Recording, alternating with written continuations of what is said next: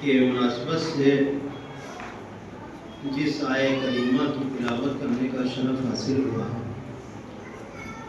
ہمارے یہاں اور آپ کے ہاں، ہر علی کے چاہنے والے کے ہاں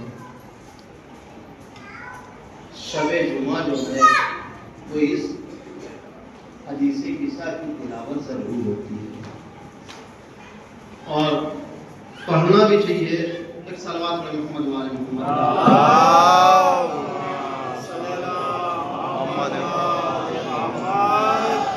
تھوڑا آگے چڑھائیے، اس لیے کہ کبھی لوگ ہیں اور حدیث قصہ اتنی ضروری ہے۔ اگر انسان جو ہے نظم مان کر چند دن تک یا چند شب جمعہ تک اس حدیث قصہ کی تلاوت کرے تو خدائے بزرگ جو ہے باحق زہرا جو ہے اس کے تمام جو ہے، یا پھر صحیفہ سجادیہ جسے صحیفہ کاملہ بھی کہا جاتا ہے، جو امام سجاد علیہ السلام سے منسوب ہے، اور تمام دعائیں جناب شیخ عباس قمی نے جب تحریر فرما دی اور کتاب مرتب ہو گئی، کتاب کامل ہو گئی، تو شیخ عباس قمی نے جب اسے چھپنے کے لیے دیا تو رات میں خواب میں دیکھا کہ کوئی بیوی تشریف لائی ہے اور کہہ رہی ہے کہ اے عباس قمی، کیا تم نے دعاؤں کی کتاب کو مرتب فرما دیا؟ فرمایا ہاں بیوی، میں نے مرتب فرما دیا اور چھپنے کے لیے دے دی ہے، کل انشاءاللہ کچھ دنوں میں چھپ کے آ جائیں گے۔ فرمایا کیا یہ دعاؤں کی کتاب کامل ہو چکی ہے؟ فرمایا ہاں کامل ہو چکی ہے، میں نے تمام دعاؤں کو اس میں جمع کر دیا ہے، دعائے افتتاح بھی ہے، دعائے جوشن کبیر بھی ہے، دعائے جوشن صغیر بھی ہے، دعائے مدبہ بھی ہے، دعائے توسل بھی ہے، دعائے ابو حمزہ سمانی بھی ہے، دعائے توبہ بھی ہے، کوئی دعا ایسی ہے نہیں جس کو میں نے اس میں جمع نہ کر دیا ہو۔ فرمایا بیوی تمام دعاؤں کو مستجاب اس میں نے جمع کر دیا ہے۔ فرمایا یہ دعا کی کتاب ابھی کامل نہیں ہوئی ہے۔ کہا کیوں؟ کہا شیخ عباس قمی تم نے اس میں حدیث قصہ کو نہیں جمع کیا ہے، نہیں تحریر فرمایا ہے۔ فرمایا بیوی میں نے دعائے توسل تو لکھ دیا ہے، دعائے توسل کو میں نے اس میں تحریر فرما دیا ہے۔ فرمایا دعائے توسل اور ہے، حدیث قصہ اور ہے عزیزو، سبحان اللہ، حدیث قصہ اور ہے۔ یہی وجہ ہے کہ جتنی بھی مفاتح الجنان چھپی ہے اس میں بعد میں یہ دعا کو لگایا گیا ہے، تو پتہ چلا جب تک اس دعا کو شیخ عباس قمی تحریر نہیں فرماتے ہیں تو دعا کی کتاب مرتب نہیں ہوتی ہے۔ تو پتہ چلا کہ یہ اتنی ضروری ہے، اگر مریض کے لیے پڑھی جائے تو شفائے کاملہ عطا فرماتا ہے، اگر کاروبار کے لیے پڑھی جائے تو خدائے بزرگ جو ہے کاروبار میں ترقی عنایت فرما دیتا ہے۔ اس لیے کہ حدیث قصہ وہ ہے کہ جو مرض کو دور کرتا ہے۔ ایک صلوات پہ محمد والے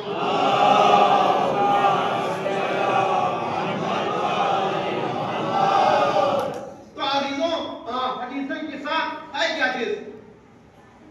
جناب جابر بن عبداللہ انصاری سے یہ روایت ہے، یہ ہے کہ پیغمبر اسلام نے اپنے بدن میں ضعف محسوس کیا۔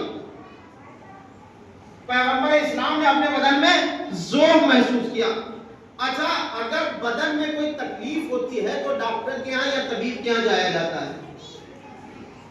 ڈاکٹر کے ہاں یا طبیب کے ہاں جایا جاتا ہے؟ کیوں؟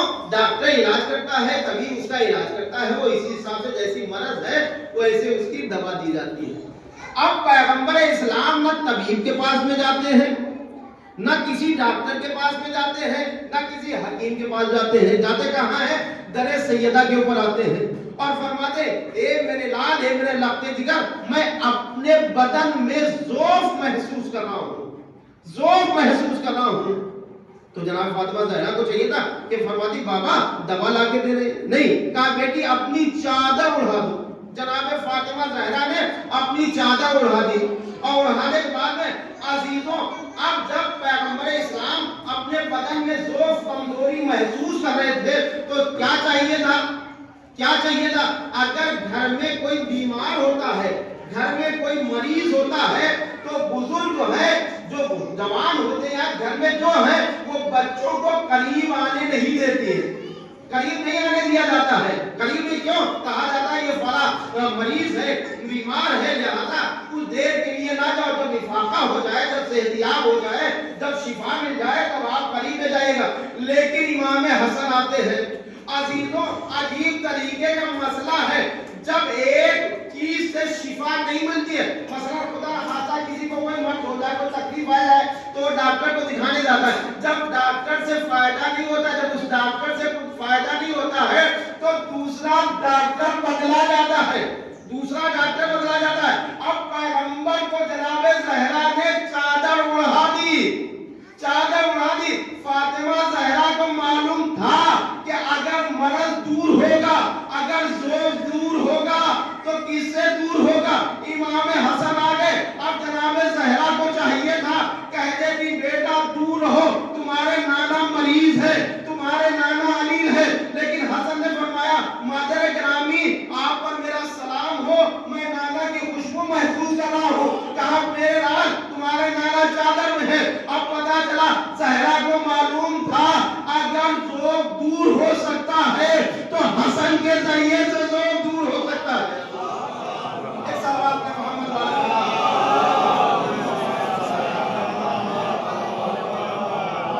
ایک ڈاکٹر بدلا گیا، پھر ڈاکٹر بدلا گیا، اب جناب امام حسن آ گیا، اب امام حسین آ گیا، انہی نے بھی یہی سوال کیا مادر گرامی میں اپنے نانا کی خوشبو محسوس کر، فرمایا تمہارے نانا چادر میں ہے اور تمہارے بھائی حسن بھی چادر میں ہے۔ اب حسین نے سوال کیا نانا آپ پر میرا سلام ہو، کیا میں چادر کی نیچے آ سکتا ہوں؟ پیغمبر نے اجازت دی، حسین چادر میں آ گئے۔ اب کائنات میں مولائے کائنات بھی آ گئے، کہا اے فاطمہ، اے بنت رسول آپ پر میرا سلام ہو، میں اپنے بھائی محمد مصطفیٰ کی خوشبو محسوس کر رہا ہوں۔ فرمایا ہاں تو تمہارے بھائی چادر کے نیچے ہیں اور ساتھ میں تمہارے دونوں بچے بھی ہیں۔ اب چادر میں مولائے کائنات بھی آ گئے، پیغمبر کو سلام کیا، پیغمبر نے جواب میں سلام دیا، کہا چادر میں آ جاؤ، علی چادر میں چلے گئے۔ اب جناب فاطمہ زہرا بھی آ گئی، اب 5 ہو گئے پنجتن، 5 افراد چادر میں جمع ہو گئے۔ اب جناب ام سلمہ بھی دیکھ رہی تھی، اب جناب ام سلمہ بھی دیکھ رہی تھی، وہ بھی چادر کے قریب آئی، ہاتھوں کو جوڑ کر کہا یا رسول اللہ آپ پر میرا سلام ہو، کہا ام سلمہ تم پر بھی میرا سلام ہو۔ فرمایا یا رسول اللہ کیا میں چادر میں آ سکتی ہوں؟ فرمایا نہیں، چادر میں نہیں آ سکتی ہو۔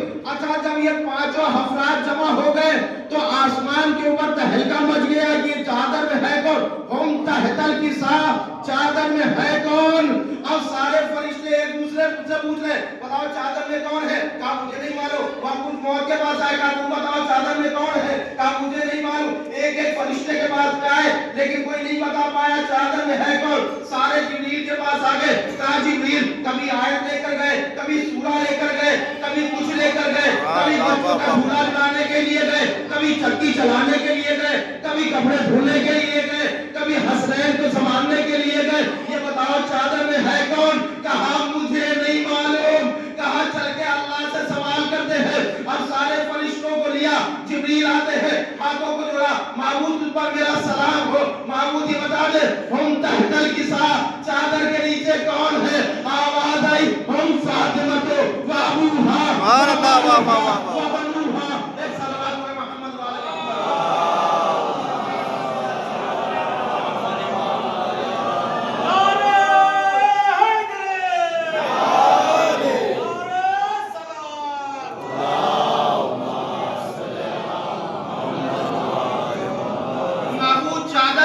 ہے کون؟ کہا فاطمہ ہے، فاطمہ ہے، فاطمہ کے باپ ہے، فاطمہ ہے، فاطمہ کے بچے ہیں، فاطمہ ہے، فاطمہ کے شوہر ہے۔ عزیزوں تعارف کرایا جاتا ہے، عورتوں سے تعارف نہیں کرایا جاتا ہے۔ اگر کوئی پوچھے یہ بچہ کس کا ہے تو کوئی یہ نہیں کہے گا اس کی ماں کا نام یہ ہے، اس ماں کا نام یہ ہے۔ بچہ ہمیشہ یا تعارف کرایا جاتا ہے تو باپ کے ذریعے سے کرایا جاتا ہے، یہ فلاں کا لفظ جگر ہے، یہ فلاں کا نور نظر ہے، یہ فلاں کا پوتا ہے، یہ فلاں کا نواسا ہے، لیکن اللہ نے تعارف کس سے کرایا؟ فاطمہ زہرا سے تعارف کرایا۔ میں نے ہاتھوں کو جوڑ کر کہا معبود تجھے تعارف کرانا تھا تو یہ کہہ دیتا فاطمہ علی ہے، علی کی شریک حیات ہے، علی ہے، علی کے دونوں بچے ہیں اور علی کا بڑا بھائی ہے، اور زیادہ تعارف کراتا حسنین کے ذریعے سے کراتا، اور سب سے زیادہ تو رسول اسلام سے بہتر کوئی تھا نہیں۔ تو نے رسول اسلام کے ذریعے سے تعارف کراتا کہ رسول ہے، رسول کی بیٹی ہے، رسول ہے، رسول کا داماد ہے، رسول ہے، رسول کے دونوں نواسے ہیں، تو شاید خالق کائنات جواب دیتا کہ نادان تجھے نہیں معلوم ہے، ایک زمانہ آئے گا وہ یہ کہے گا یہ فضیلت جو تھی وہ رسول کے ذریعے سے تھی، رسول کے ذریعے سے نہیں تھی بلکہ فاطمہ کے ذریعے سے تھی۔ ایک صلوات پڑھنا۔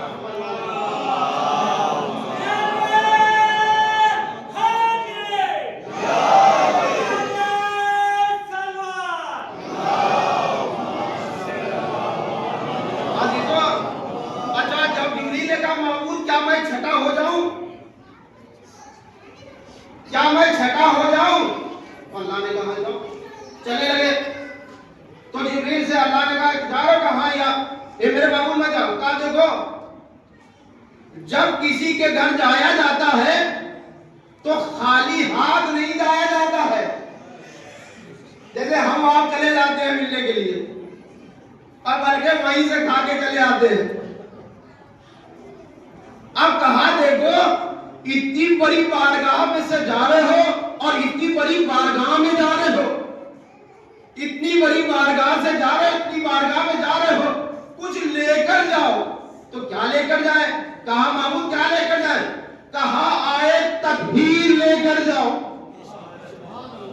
آئے تطہیر لے کر جاؤ۔ اب جبریل آئے، سلام کیا، اے رسول اللہ آپ پر سلام، اے علی مرتضیٰ آپ پر سلام، کیا میں چادر میں آ سکتا ہوں؟ آواز دی آ جاؤ چادر۔ جب چادر میں یہ چھٹے جبریل بھی آ گئے اور آیت سنا دی کہ یا رسول اللہ اللہ نے آپ پر سلام کہا ہے اور آپ کے اہل بیت کے اوپر سلام بھیجا ہے اور یہ آیت تطہیر بھیجی ہے، اور مثلا جبریل داخل ہو گئے۔ اب انہوں نے سلمہ چڑھی ہاتھوں کو جوڑ کر، ہاتھوں کو جوڑا، یا رسول اللہ آپ کا میرا سلام وہ دیکھ رہی تھی۔ کہا یا رسول اللہ کیا میں چادر میں آ جاؤں؟ پیغمبر نے کہا تم حق پر تو ہو لیکن چادر میں آج نہیں آ سکتی۔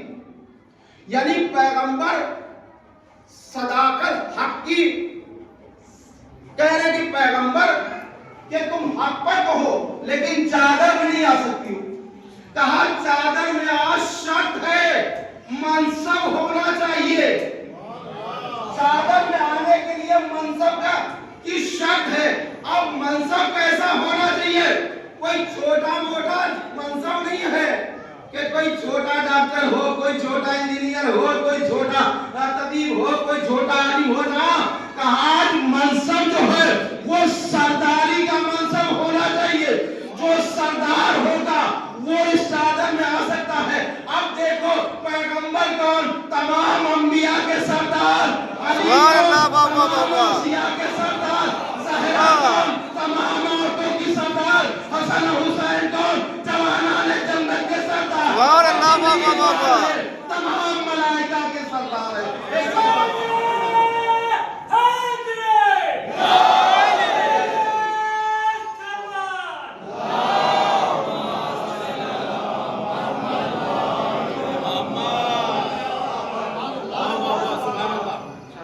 ایک اور صلوات پر محمد والے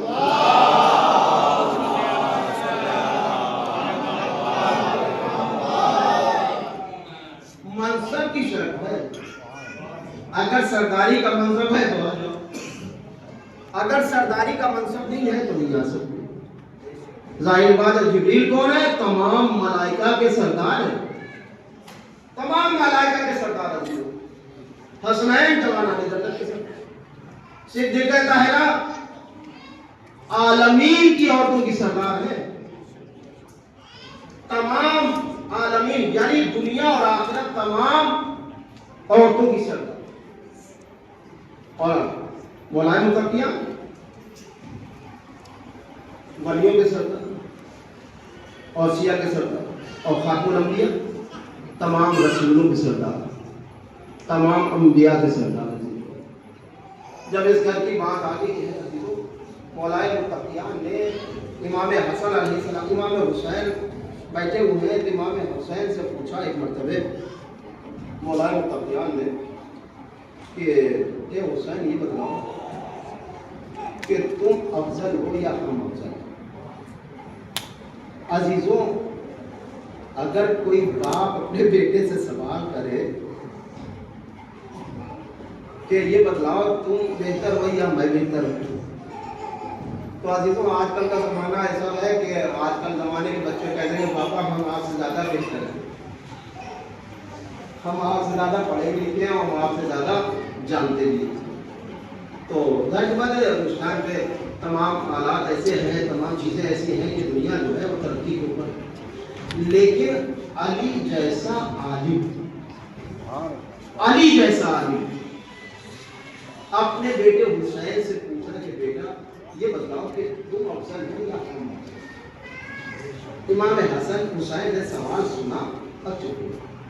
پھر علی مرتضیٰ سے پوچھا بیٹا یہ بتلا تم بہتر ہو یا نہیں؟ جب 3 مرتبہ ہو گیا تو امام حسین نے فرمایا بابا ہم آپ کے برابر کہاں ہو سکتے ہیں؟ کہا بیٹا حسین میں اس ٹائم وہ سوال نہیں کر رہا ہوں، لیکن تم یہ بتلاؤ کہ تم کون ہو؟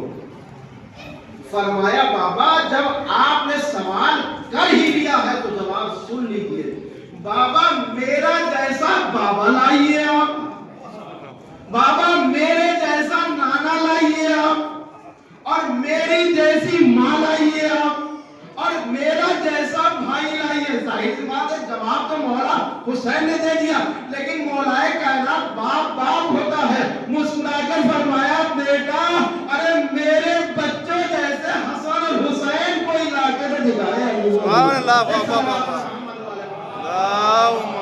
صلی علی محمد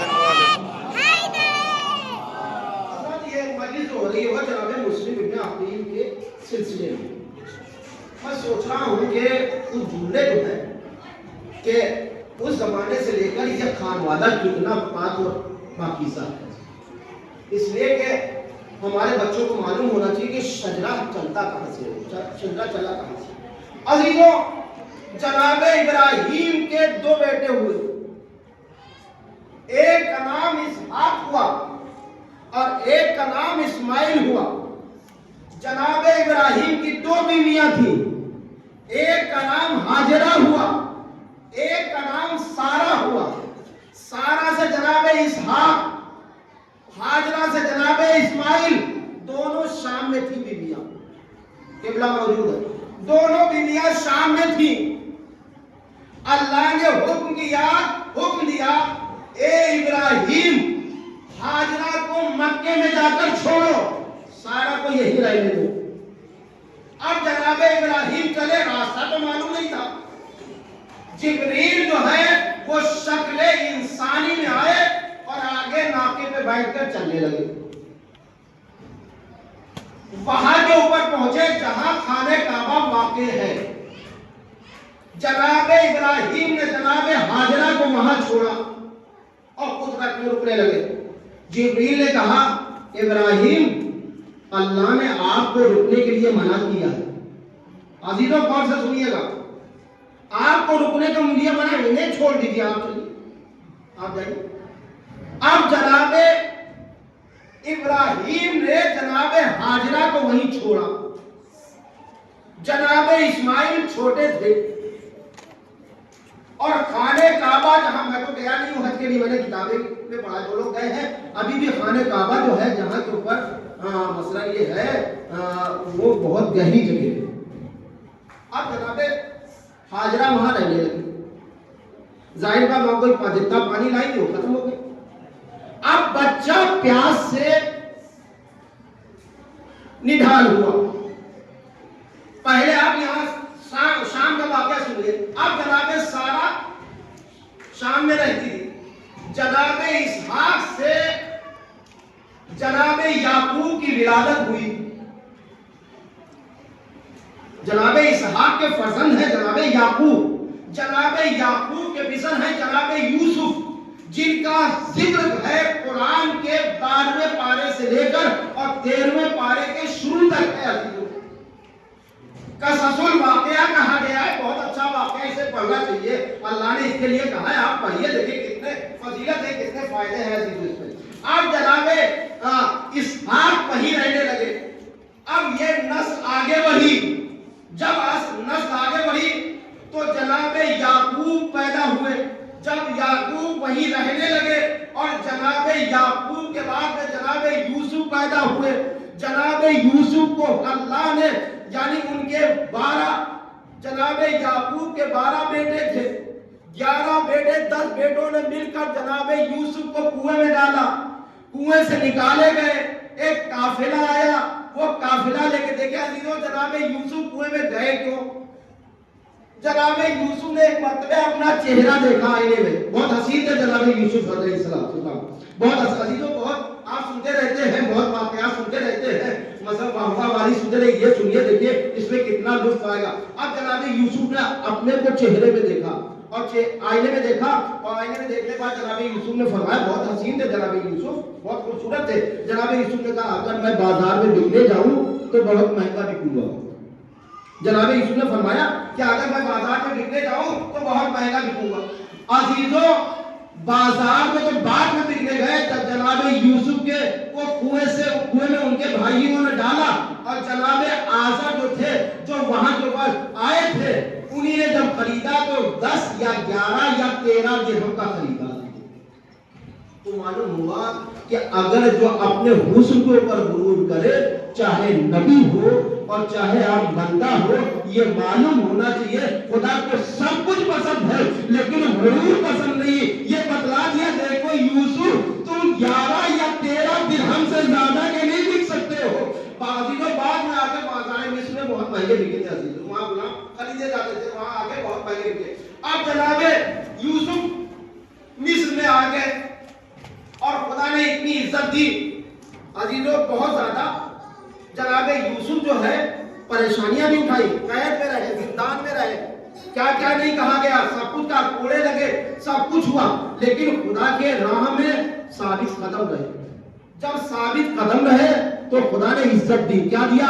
مصر کے بادشاہ بن گئے. جب مصر کے بادشاہ بن گئے تو اپنے بھائی، ان کے بھائی آئے تھے، جب ان کے کنعان میں سوکھا پڑ گیا، قحط پڑ گیا تو یہ غلہ لینے کے لیے مصر آئے. جناب یوسف نے اپنے بھائیوں کو پہچان لیا، ان کے بھائیوں نے نہیں پہچانا، سب کو غلہ بھی دیا اور سب کے غلے میں پیسے بھی رکھ دیے، جو لائے تھے پیسے رکھ دیے. اور فرمایا کہ کیا تمہارا کوئی اور بھائی ہے؟ کہا ایک بھائی ہے اور ہے. کہا اس کو لے کر آنا، میں اور زیادہ گیہوں دوں گا، میں زیادہ غلہ دوں گا.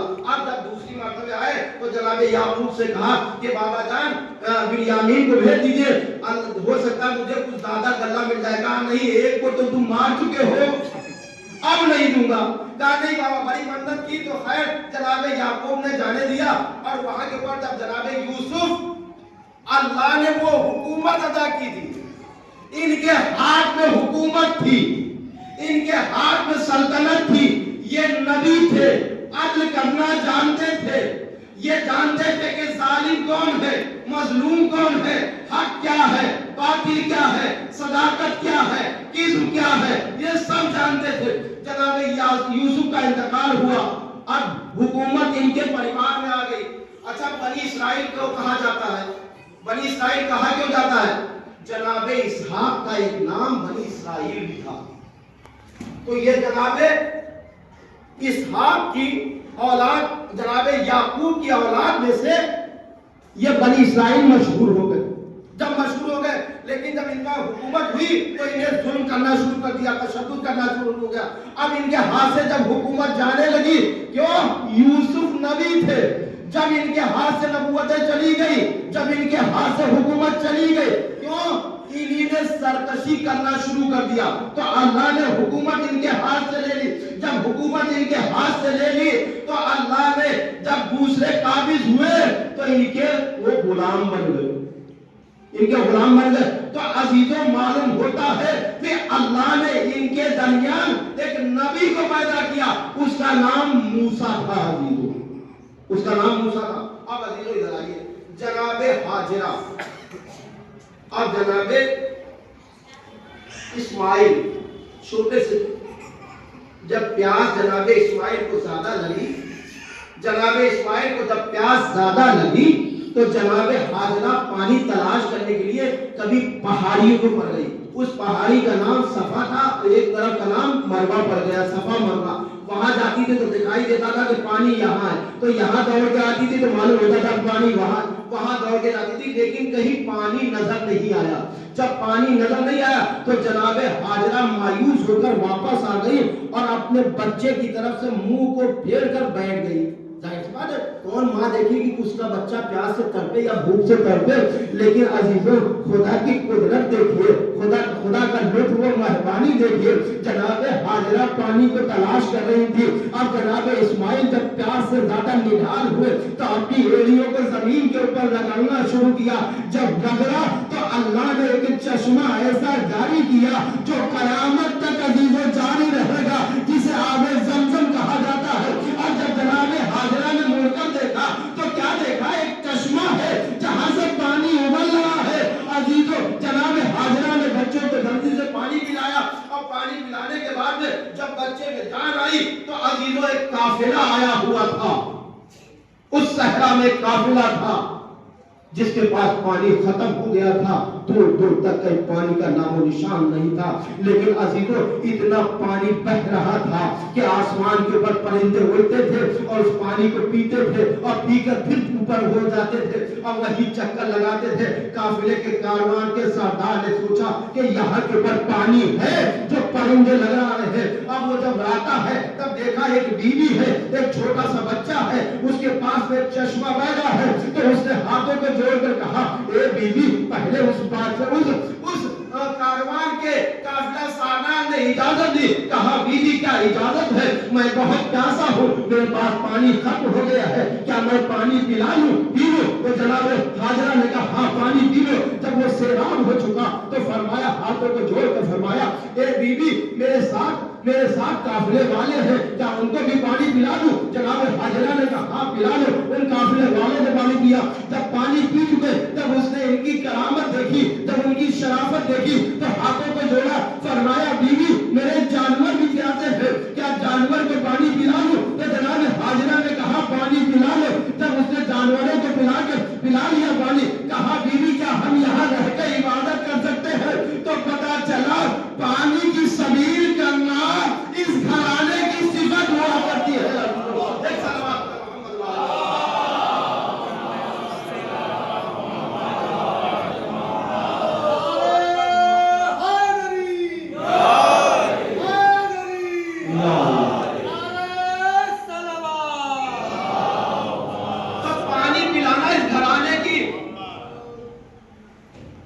یعنی یہ گھرانہ وہ گھرانہ ہے.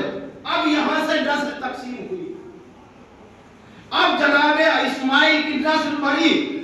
وہاں جب کچھ لوگ جناب یعقوب کی اولاد میں سے جب سرکش ہوئی، کوئی باغی ہوا، کوئی ظالم ہوا، کوئی قاتل ہوا، تو اللہ نے موسیٰ جیسے نبی کو پیدا کیا.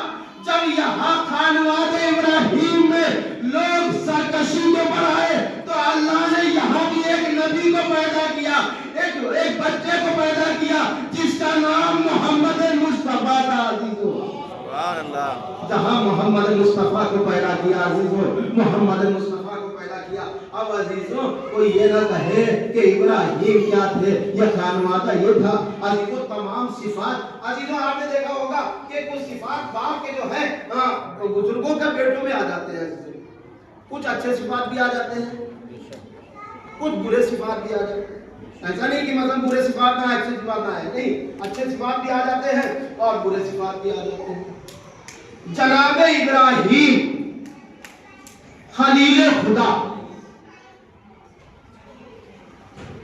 اس زمانے میں پیدا ہوئے جہاں بت پرستی بہت زیادہ کھلی ہوئی تھی. ہر گھر میں بت تھے. عزیز جناب ابراہیم کے ایک چچا تھے جناب آزر، جو بت بنایا کرتے تھے اور بنا کر بیچتے تھے. ایک دن میلے میں، عزیزوں جب تاریخ پڑھیں گے تو پتا چلے گا، میلے میں تمام گاؤں والے یا شہر والے جا رہے تھے. جو جناب ابراہیم سے کہا آپ بھی چلو تو مطلب انکار کر دیا، میں بیمار ہوئی، کیا کہوں کیا نہیں. اور جناب ابراہیم نے منع کر دیا کہ میں نہیں جاؤں گا. اب سب تو چلے گئے. اب جناب ابراہیم نے وہاں پر تاشا اٹھایا، تاشا بجانے والا نہیں جس سے پتھر کاٹے جاتے ہیں، اسے لیا اور جہاں بت رکھے تھے وہاں پہنچ گئے. سارے بتوں کو مار دیا، کاٹ دیا، توڑ دیا. ایک بت رہ گیا، اس کی گردن میں یہ تاشا ڈال دیا. جب تاجا ڈال دیا، جب گاؤں والے آئے تو انہیں نے بتوں کو دیکھا تو سارے ٹوٹے پڑے ہوئے تھے. کہا یہ کس نے کیا، یہ کس نے کیا، یہ کس نے کیا؟ کہا بھائی پتہ نہیں کس نے کیا. کہا ایک جوان ہے جو نہیں گیا تھا ساتھ میں. کہا کون تھا؟ کہا وہ ابراہیم تھا. وہ بتوں کی پوجا نہیں کرتا ہے، وہ ہمارے خداؤں کو بلا کے کہا جناب ابراہیم کو بلایا جائے. اب جناب ابراہیم آئے. کہا تم نے ہمارے بتوں کو توڑا؟ کہا نہیں میں نے نہیں توڑا. کہا تم نے ہمارے بتوں کو توڑا؟ کہا نہیں ہم نے نہیں توڑا. کہا پھر؟ تو جناب ابراہیم نے سے پوچھا کس نے توڑا؟ کہا سنو، یہ جو بڑا بیٹھا ہے جس کے گردن میں ہتھیار پڑا اسی نے توڑا. کہا وہ یہ کیسے توڑے گا؟ کہا اسی پاس ہتھیار، کوئی بات اس کو خراب لگی ہوگی اس نے سب کو مار دیا، یہ بڑا دبا دیا. تو ان لوگوں نے کہا جو نہ چل سکے نہ بول سکے تو وہ دوسروں کو کیسے توڑ سکتا ہے؟ تو جناب ابراہیم نے کہا میں یہی تو کہلانا چاہتا تھا کہ تم اس کی پوجا کرتے ہو، نہ جو بول سکتا ہو، نہ چل سکتا ہو، نہ سن سکتا ہو.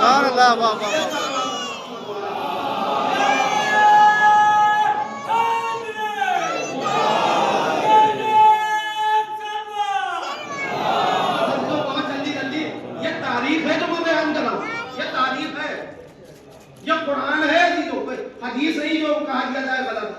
اب جناب ابراہیم کو قوم والوں نے کہا بھائی سزا دینا چاہیے. کہا سزا کیا ہونا چاہیے؟ کہا انہیں پھانسی دے دی جائے. جناب ابراہیم کو پھانسی دلوائی جائے. کہا دیکھو ایسا ہے جب میٹنگ جمع ہوئی، جلد سے جلد میٹنگ بھی جمع ہو جاتی ہے، حق کے خلاف جلدی سے میٹنگ جمع ہو جاتی ہے. اب جناب ابراہیم کے خلاف وہ بھی بول دیتے ہیں جن کو بولنے کی تمیز بھی نہیں ہوتی. سربدار ہو گئے جو جاہل ابن جاہل 50,000 سال تک کوئی کیا ان کا تھا نہیں، وہ بھی بول دیتے. اور کوئی نبی کی بات آ جائے تو اور بڑی بڑی دفعہ نہیں لگا. کہا ابراہیم کو پھانسی دے دی جائے. لوگوں نے کہا نہیں یہ تو بہت چھوٹی سزا، اس نے ہمارے خدا کو توڑا. کہا پھر؟ کہا ابراہیم کو آگ میں جلا کر مارا جائے. اب لوگ چندہ جمع ہونے لگے. اچھا غلط کاموں کے لیے چندہ بھی بڑی جلدی ہو جاتا. کسی نے کہا ہم 1 کنٹل لکڑی دیں گے، کسی نے کہا 50 کنٹل دے دیں گے، کسی نے کہا یہ مثلا آپ کتاب پڑھی قرآن پڑھی اس میں ملے عاشق میں لکڑیاں جمع ہو جاتی. ایک بڑھیا بھی تھی، اس کے پاس کچھ نہیں تھا، ایک چرخا تھا جو اس کا رزق تھا، کہ اس کی روزی تھی. اس نے کہا میں زیادہ تو دے نہیں سکتی لیکن ایک چنگاری ابراہیم کو جلانے کے لیے تو دے سکتی ہوں. اس نے وہ اپنا چرخا بھی اسی میں ڈال دیا. جمع ہو گئی یہ لکڑیاں، آگ لگ گئی عزیزوں. اب ابراہیم کو ڈالے کون؟ جناب ابراہیم کو ڈالے کون؟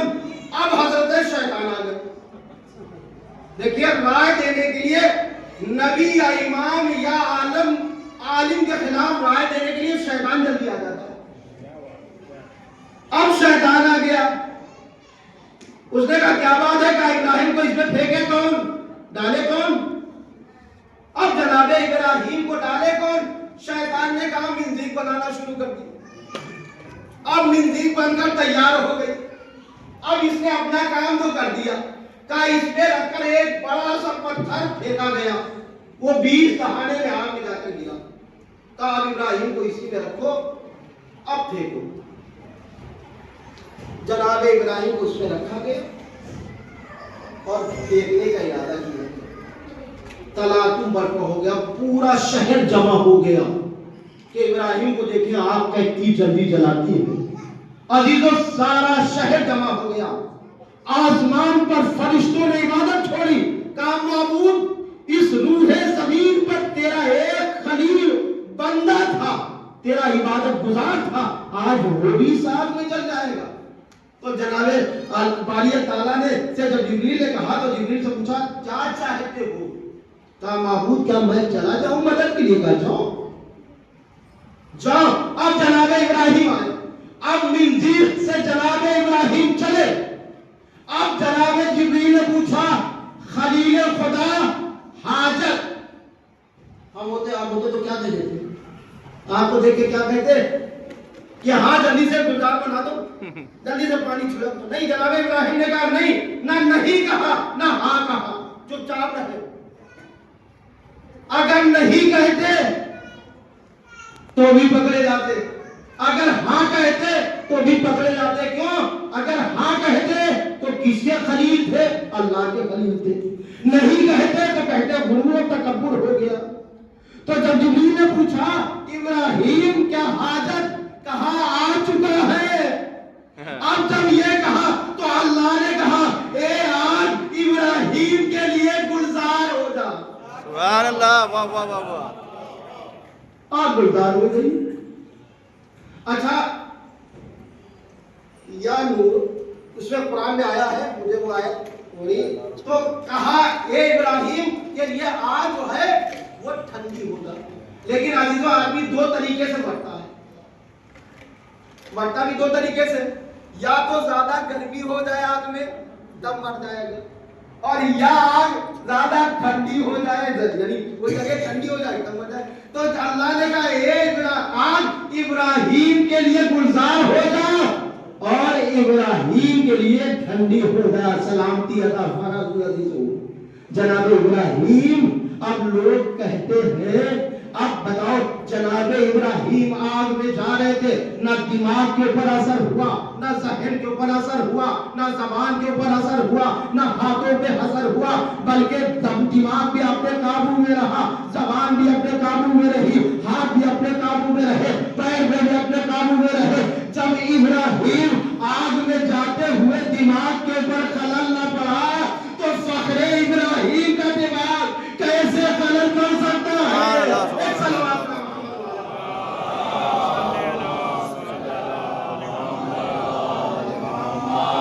عزیزو، اسی سے اولاد جب آگے بڑھی تو جناب ہاشم آئے، عبد مناف آئے، عبد المطلب آئے، جناب ابو طالب آئے۔ جناب ابو طالب کے 5 بچے ہوئے، 4 بیٹے 1 بیٹی، طالب، جعفر، عقیل، مولا علی، جناب ام ہانی، یہ 5 بچے تھے عزیزو۔ چاروں بیٹوں میں 10-10 سال کا فاصلہ تھا عزیزو، 10-10 سال کا فاصلہ تھا عزیزو، ہر بھائی اپنے بھائی سے 10 سال چھوٹا تھا۔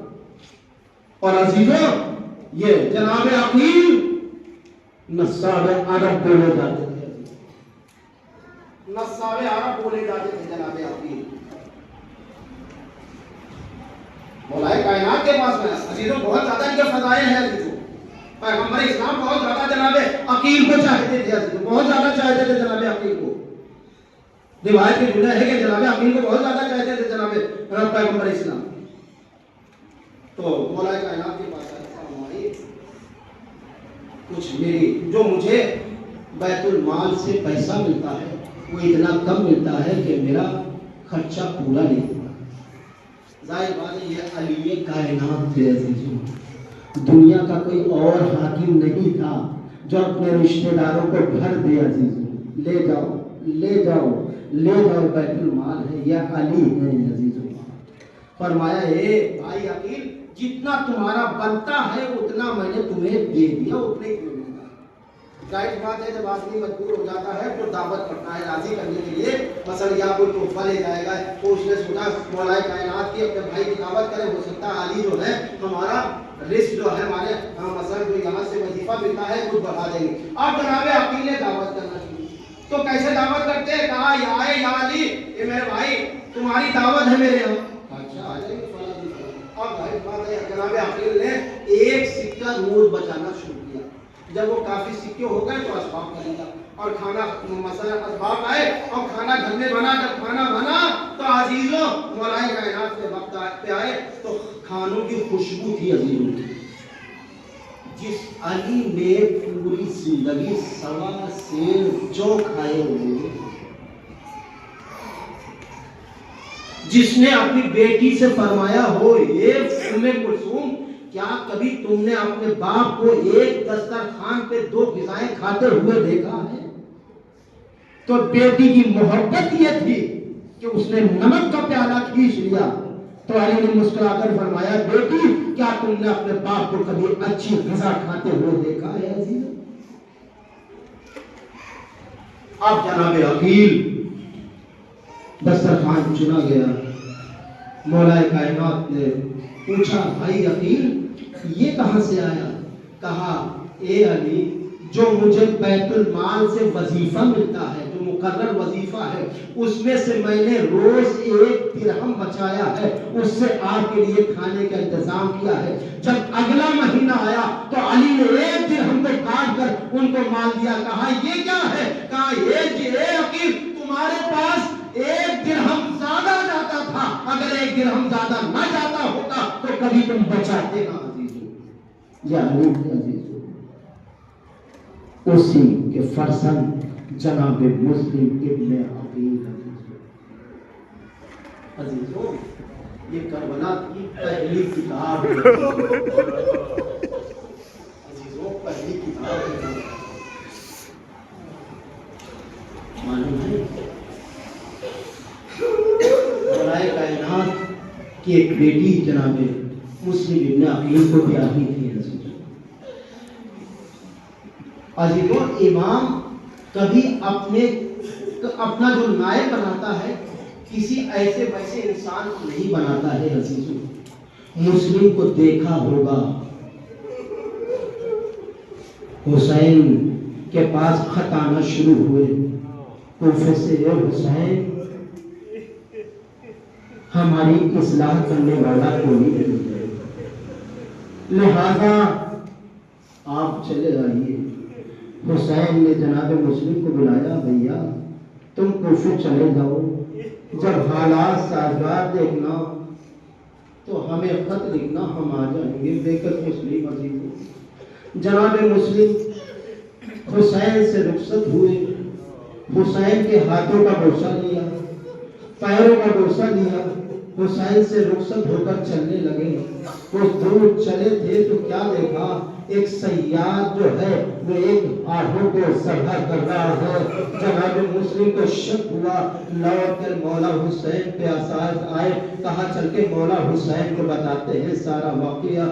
مولا کو بتایا, حسین ابن علی نے آ کے تمہیں ہسپتال میں کہا بھیا مسلم جلدی جاؤ کوفہ تمہارا انتظار کر رہا ہے. اب جناب مسلم کوفے سے مکے سے نکلے عزیز مدینے آئے. 2 بچے تھے جناب مسلم کے اپنے ساتھ میں لیے عزیز لے کر جب جناب مسلم کوفے پہنچے ہیں تو جناب مختار سقفی کے مکان کے اوپر آ کر قیام کیا. عزیزوں جب جناب مسلم نماز پڑھا رہے تھے تو 18,000 کا مجمع تھا. یہ مجمع کرتا گیا عزیزوں, یہاں تک 30,000 کا مجمع ہوا. عزیزوں کسی نے یزید نے وہاں سے خط لکھا ابن زیاد کو, ابن زیاد جلدی سے کوفہ پہنچ جا, حسین کا ایک بھائی آ گیا ہے, اسے گرفتار کر اور اس کے سر کو میرے پاس بھیج دے. عزیزوں ابن زیاد جب آتا ہے عزیزوں چہرے کے اوپر ناقاب ڈالتا ہے, لوگ یہ سمجھے مولا حسین آ رہے ہیں. عزیزوں جب مسلم نے نماز پڑھائی تو 30,000 آدمیوں کا مجمع تھا, لیکن جب عشاء کی نماز ختم ہوئی تو کوئی نہ تھا. عزیزوں سب جا چکے تھے. جناب مسلم جناب ہانی کے مکان کے اوپر آئے, لیکن جناب ہانی کے مکان کی بھی عزیزوں خبر دے دی جاتی ہے. جناب ہانی کو گرفتار کر کے ابن زیاد کے سامنے پیش کیا جاتا ہے.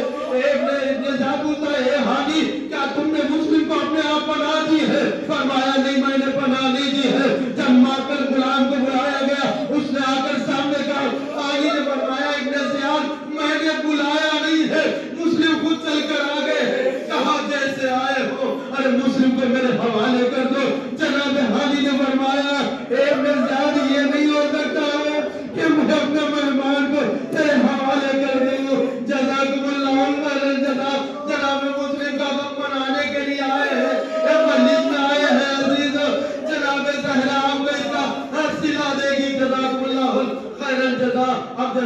مسلم عزیز و تنہا ہے جناب ہانی کو اتنے کوڑے مارے جاتے ہیں کہ جناب ہانی کی شہادت ہو جاتی ہے.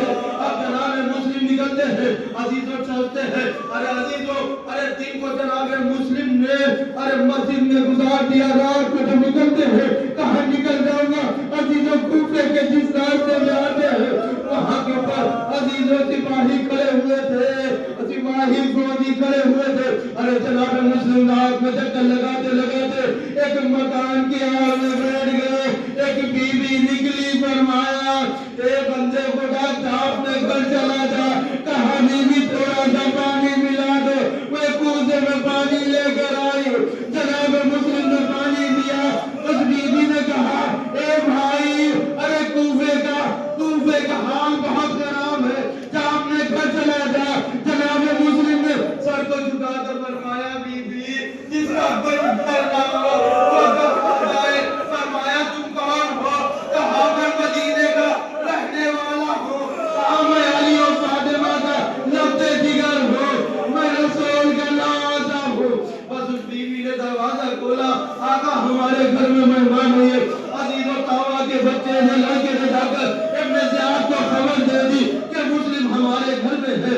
عزیز و فوج آئی 3000 کا لشکر لے کر اسد کا بیٹا جب آیا ہے عزیز و جناب مسلم نے زرہ کو پہنا اور تلوار کو لگایا. اس بیوی نے ہاتھوں کو جوڑا اے مولا کہاں جا رہے ہو؟ کہا میری غیرت گوارا نہیں کرتی ہے. جزاکم اللہ خیر الجزا. جناب مسلم نے وہ جہاد کیا کہ ابن زیاد کو لکھا اور فوج بھیجے. کہا ایک کے لیے اتنی فوج کیا تو نے کسی بنی مکے کے بنی اور بکال سے جنگ کرا؟ یہ حاکمی شیر ہے.